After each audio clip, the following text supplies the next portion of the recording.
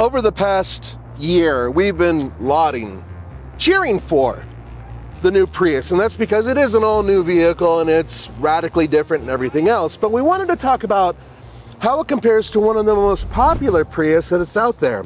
And that's why I brought Brendan, because he knows about this vehicle and he's all about used cars. What is this? So this is the third generation Prius. This particular model is a 2010. These came out in 2009 and were sold all the way through 2015.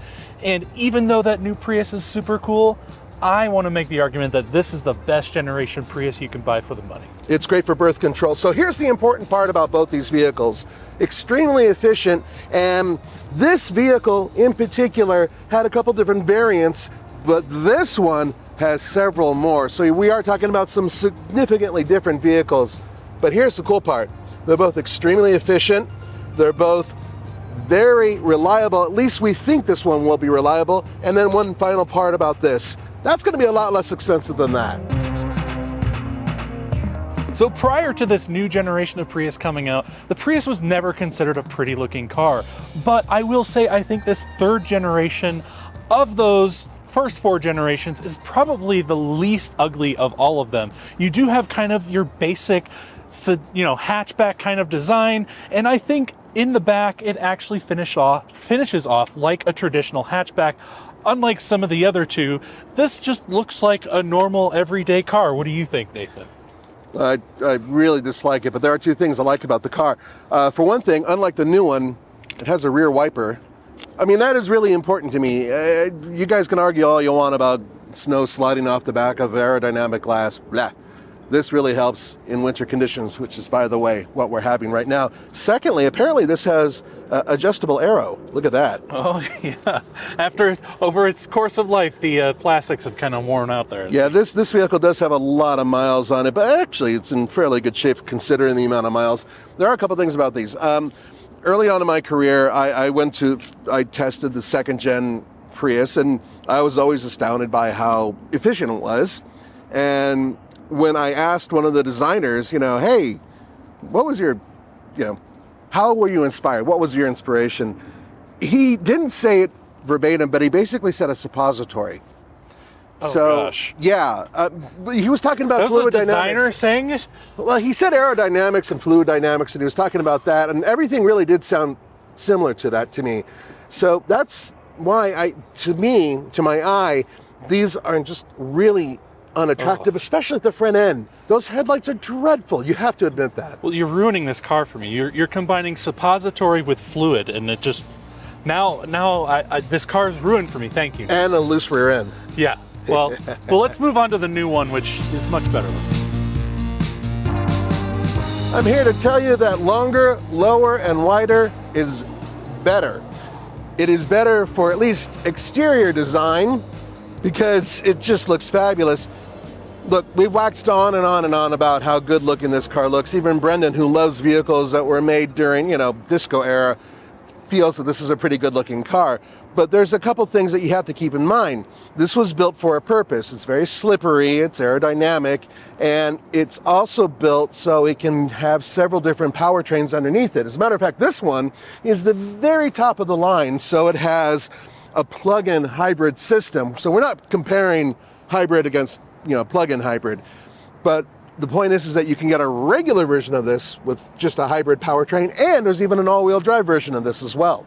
But here's the thing, Nathan. Although this car looks way better than any other Prius that's ever been made, you do have a big sacrifice that you give up with those good looks that we're going to get to later. There is no sacrifice. I disagree already, because it's sexy. Sexy means sacrifice is okay. Well, I mean, you also don't have a rear wiper. Yeah, it sucks.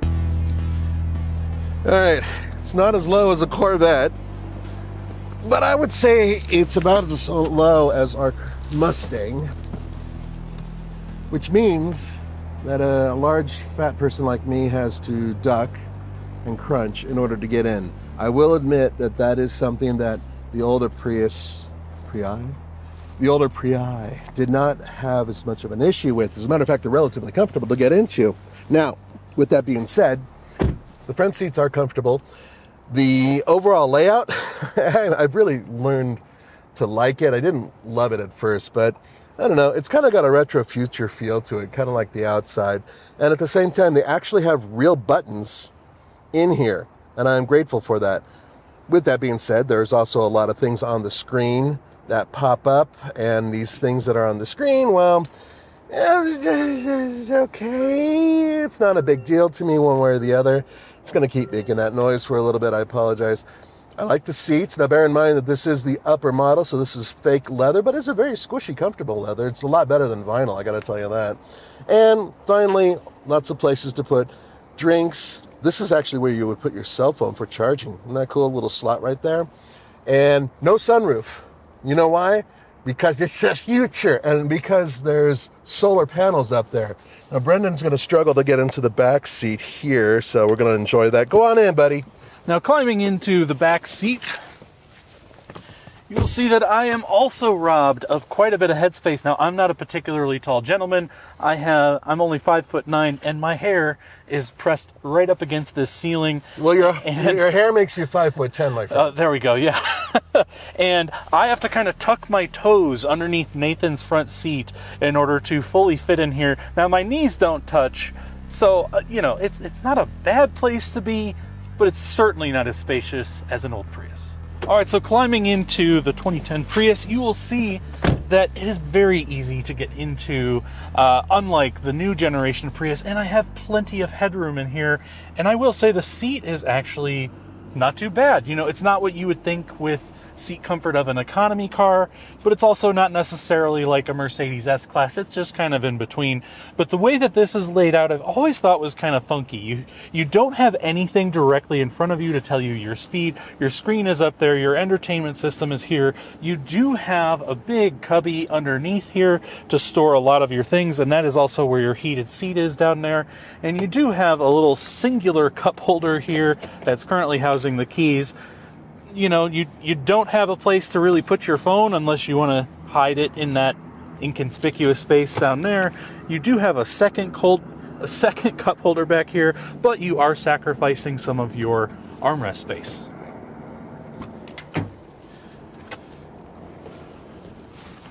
All right, I have to admit, it's a lot more comfortable. Yeah.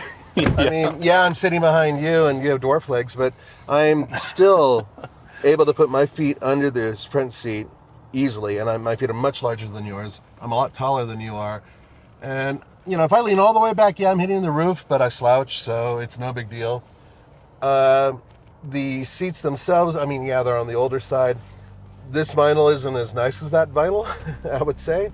But otherwise, yeah, it's a comfortable place, and it's a lot easier to get in and out of. So hiding under the hood of this generation is a rat's nest! Yeah, not quite. It's a little gross under here, but that is their 1.8 liter four-cylinder engine. The previous gen had a 1.5, so this one got a bit more power at 134 horsepower, and then it was also assisted by a 27 horsepower electric motor, which made for a total combined power output of 161 horsepower to those front wheels. And the other nice thing is this thing got 50 mpgs combined. I mean, if in the city 51, on the highway 48, but 50 mpgs for a car, that's pretty good. Yeah, that actually outperforms the new car when it comes to just the engine doing the work. Now, there's a couple of things. So first of all, this has the older battery technology that Toyota insisted was a much more robust setup, and that was nickel metal hydride, and those nickel batteries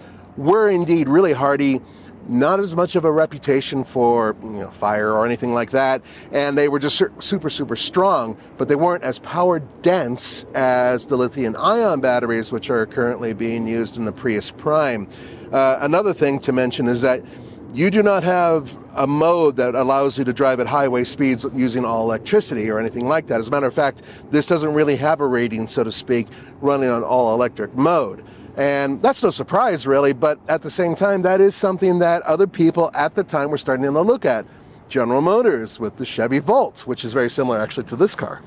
Well, this did actually have a mode where you could drive an all-electric, but it just wasn't useful on the highway like yours was. It was just kind of for like in-town and city driving. But at the retirement zone where Roman is, you didn't want to wake him up at noon during his nap. So you can kind of creep out. But let's take this thing out for a spin now. It's showing 239,000 miles, so I'm curious just how well one of these has held up over time. So let's talk about some of the technology that was in the third generation Prius, starting with this center mounted screen. Now you can see it is kind of a nice looking screen, but the difference is that it's really tucked back far away from the driver and it's in the center as opposed to directly in front of the driver. And that was kind of controversial back in the day because so many people were used to having their driving information directly in front of them. In this, they had to kind of shift where they were looking constantly. What do you think? Well, Toyota wasn't the only one, but Toyota was one of the first automakers to make this common practice where they were taking the information that was in front of you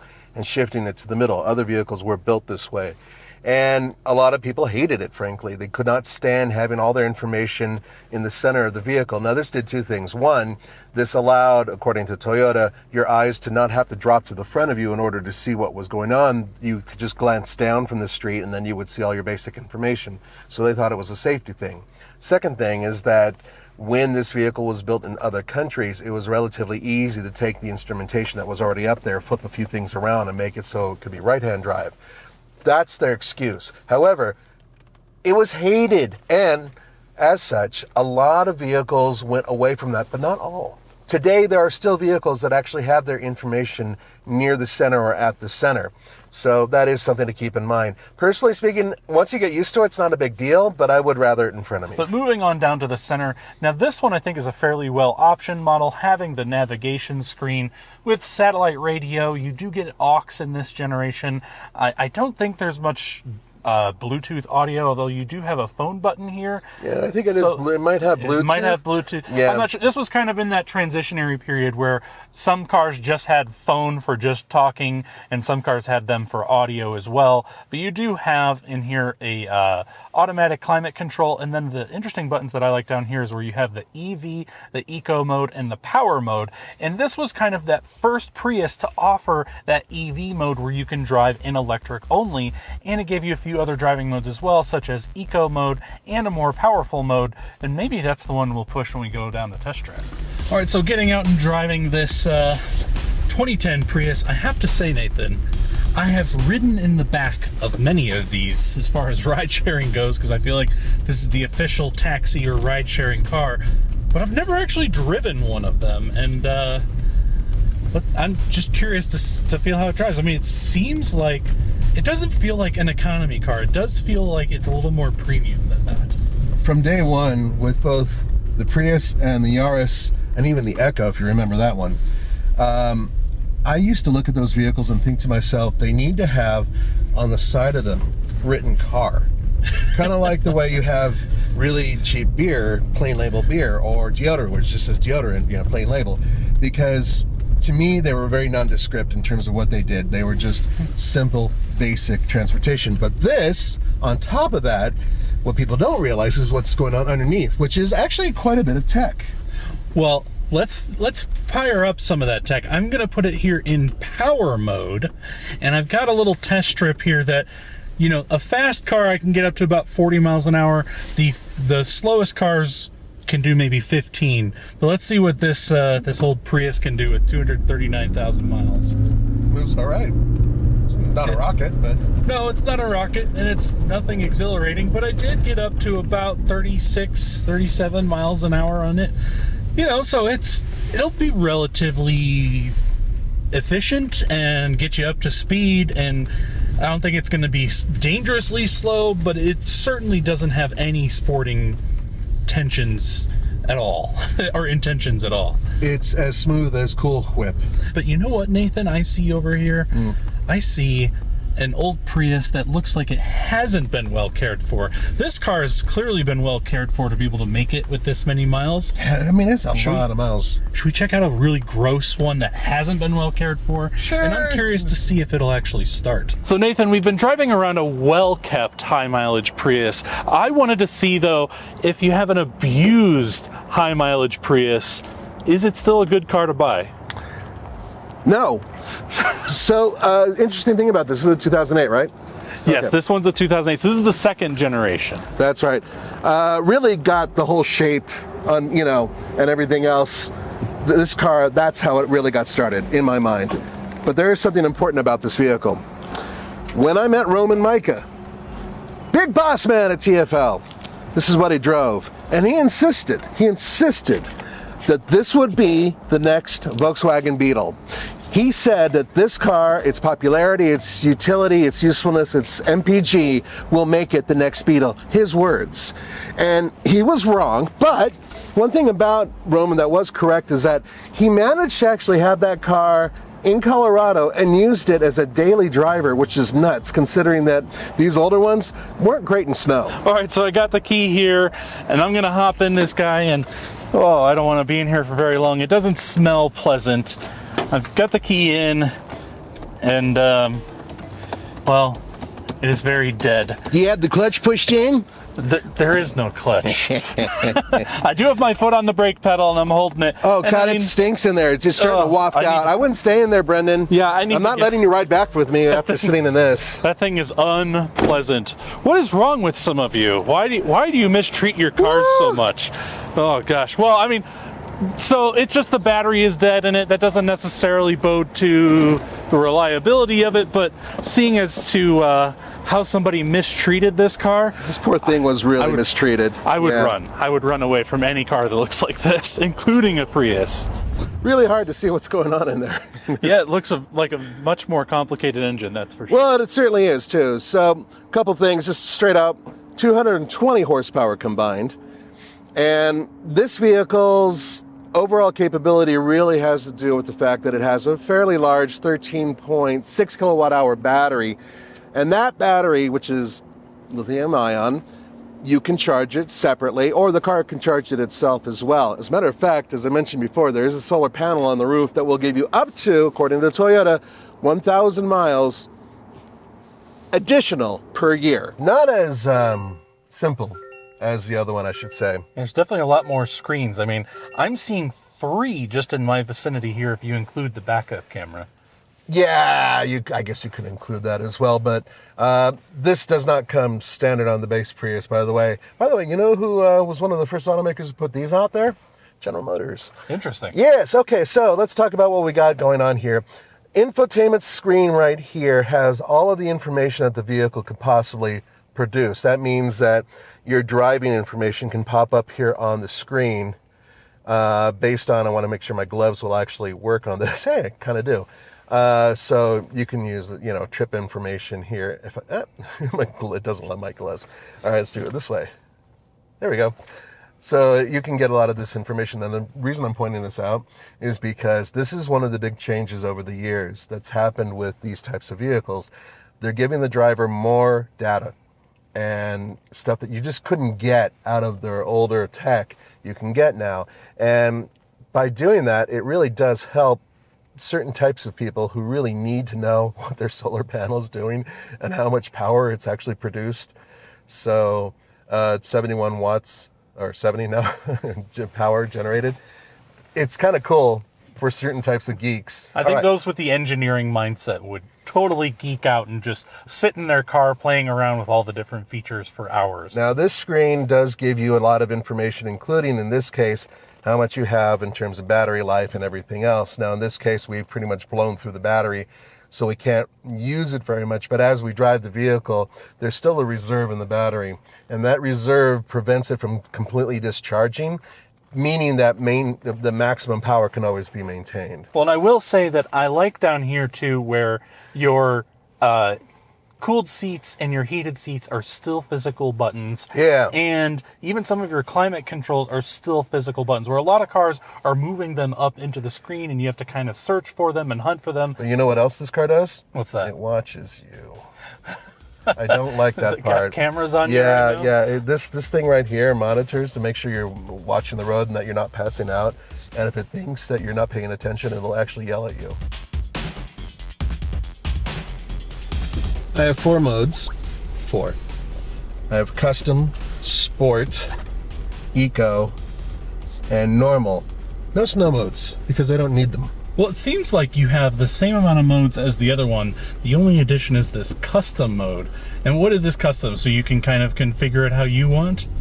Yeah, pretty much. So you can kind of lay in a few things, some parameters, and then save them, and that's the custom mode. But it really isn't anything worth writing home about. I just wanted to say I had 4 modes.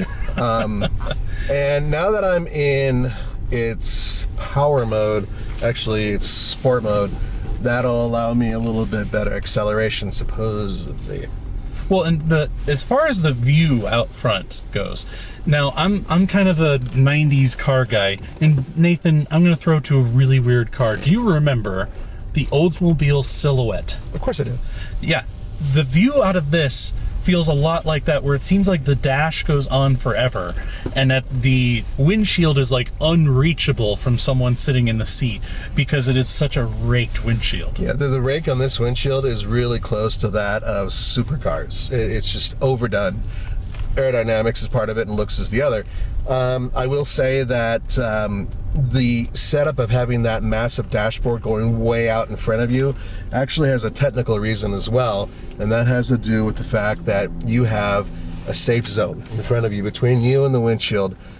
So when the airbag ignites after I crash into that barrier by going 90, it will prevent us from hopefully going through the windshield, more importantly making contact with it. That's the hope. Makes sense, but I will say I actually kind of like the Oldsmobile Silhouette and its spaceship feel.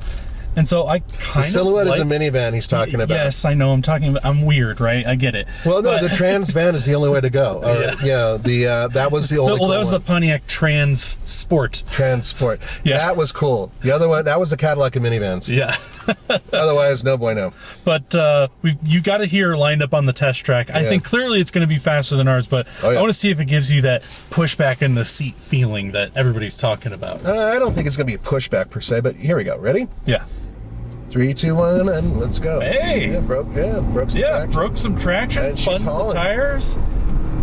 I'd say that's fairly quick. Ooh, and got some good brakes too. Oh yeah, 46 Nice. miles per hour, and I wasn't really going crazy with it, but yeah, the biggest issue with both the car that you enjoy and this one is that there's absolutely no steering feel, and the steering itself is super light and overboosted. And that to me is sort of a crime in this car because this car looks sporty, so you kind of wanted to have a little bit of a sporting feel. And I wish it would be a little bit heavier in the old one, which would have given it, I think, a little bit more of a feel of precision, even though there's absolutely nothing to do with precision with the way it handles. First of all, we've got to get this out of the room. This puppy here runs about $44,000, but this is the absolute top of the line, and it's the Prius Prime. If you go all the way down to a regular Prius, you're going to save thousands and thousands of dollars. Yeah, whereas this one being a used Prius, now this one's got a lot of miles at 239,000. If you were to go out and shop for your average mileage one, let's say around 120,000 miles, you could expect to pay about 10 grand at a dealer, maybe a little bit less if you're buying private party. Now with this one being such high mileage, I would expect not to pay more than maybe $5,000 at a dealer and maybe even less private party. So it is an incredible value. As you can see, it has held up really darn well, even with that amount of miles, and I would have absolute confidence in driving this thing cross country. I mean, that's pretty good, 50 mpgs, and driving it cross country with heated seats for 5,000 bucks. 114 mpge, my friend. But there's an important thing here, obviously, between the two of them. That is the fact that this is where the popularity really kicked into high gear, and this is where it's going. And as much as I absolutely hate to say it, because I've never been a big fan of the Toyota Prius, because it's never been particularly interesting or fun, they did a really good job and they built a hell of a car. Yeah, I will say this is definitely better at being more interesting, but I think this is better at just being a car for cheap and transportation to get you to and from. What do you guys think? I'd be curious to know in those comments section below. For your money, would you go for the 3rd generation or that 1st generation? But for everything else, check out all TFL. This has been Brendan. And Nathan. Take care, guys.